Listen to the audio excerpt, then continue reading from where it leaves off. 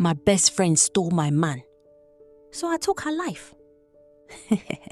The night I found out, I didn't cry. I didn't scream. I didn't even ask questions. I just sat there and smiled.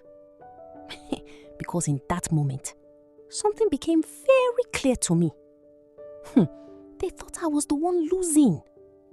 And that was the biggest mistake they made.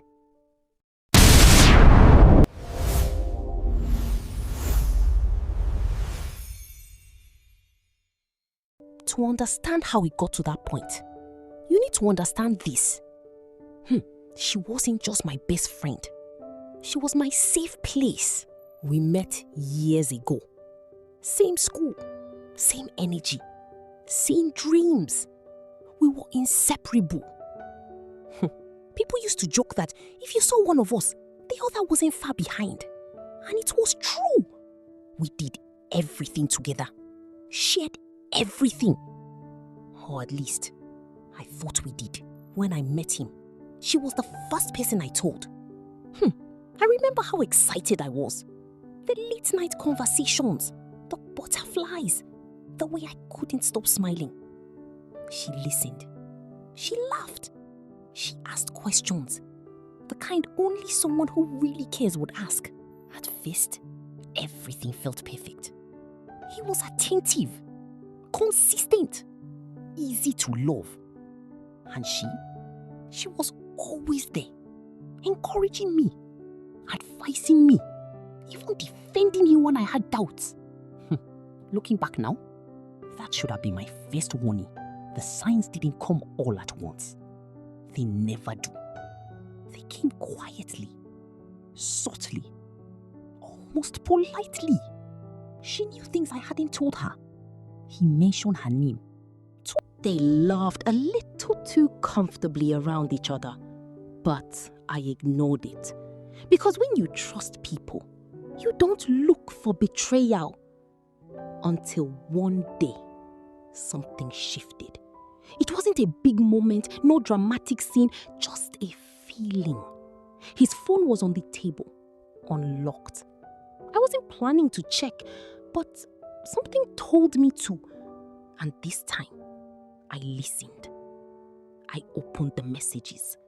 And I didn't have to scroll. She has no idea. Just give it time. Or figure it out. I stared at the screen for a long time. Not trying to understand, just accepting. Because deep down, I already knew. In that moment, something inside me didn't break. It closed. No tears, no anger, just silence. And in that silence, I made a decision. I wouldn't confront them. Not yet. Because reactions give people control, and I wasn't ready to give them anything. So I stayed. I watched. I listened. I paid attention. And the more I observed, the clearer everything became. They weren't even trying to hide it properly anymore. Small glances, private jokes, moments that felt slightly too familiar. They were comfortable. Too comfortable. Because in their mind, I was still the trusting one. The one who wouldn't suspect anything. So, I let them believe it. I didn't change on the outside. I still showed up. Still smiled. Still acted like everything was normal. But inside, I had already stepped away.